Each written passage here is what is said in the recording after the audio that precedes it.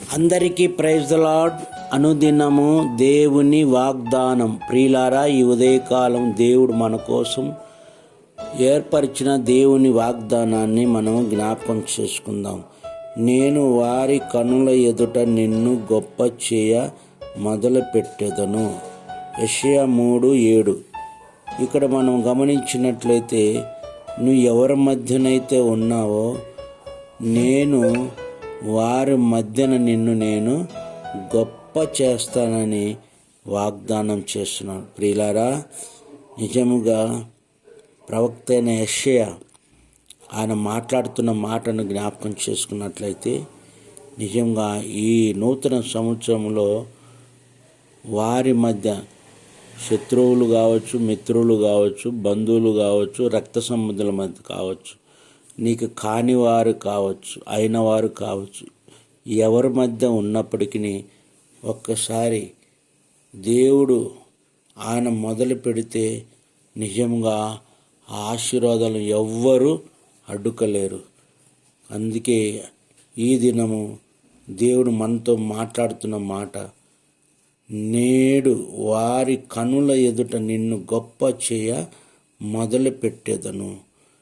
మరి ఈ దినమే ఎవరి మధ్య అయితే నీవు ఉన్నావో వారి మధ్యన నేను నిన్ను గొప్ప జనముగా చేస్తాను, గొప్ప ఆశీర్వాదం చేయటకు నేను మొదలు పెడుతున్నానని వాగ్దానం చేస్తున్నాను. ప్రియులారా, ఐగుప్తు దేశంలో 430 సంవత్సరాలు వారు ఇడిపించిన తర్వాత ఇజ్రాయెల్ గొప్ప ఆశీర్వదింపబడినట్లు మనం చూస్తున్నాం.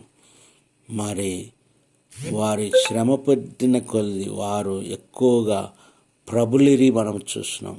మరి అట్టి ఆశీర్వాదాలు వారు పొంది మరి వారు జీవించినట్లు మనం చూస్తున్నాం. నీ జీవితంలో గొప్ప ఆశీర్వాదాన్ని కలిగి ఆయన రాకడ కోసం సిద్ధపడాలని మనం నమ్ముదాం, విశ్వసిద్దాం. దేవుడి మాటలు మన ఆత్మీయ జీవితంలో స్థిరపరచబడునుగాక.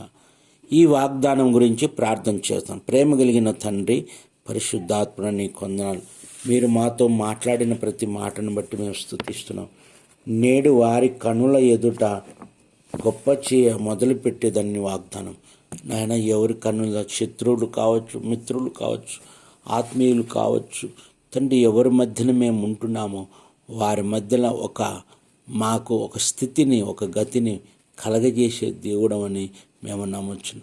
మా యొక్క ఉన్నతమైన కార్యాలు జరిగించుటకు శక్తి కలిగిన దేవుడు తండ్రి, అటు కృపతో మమ్మల్ని అందరినీ బలపరచమని మా ప్రభును రక్షకుడైన యేసుక్రీస్తు నామమున వినయంతో వేడుకొంచున్నాము తండ్రి. ఆమెన్.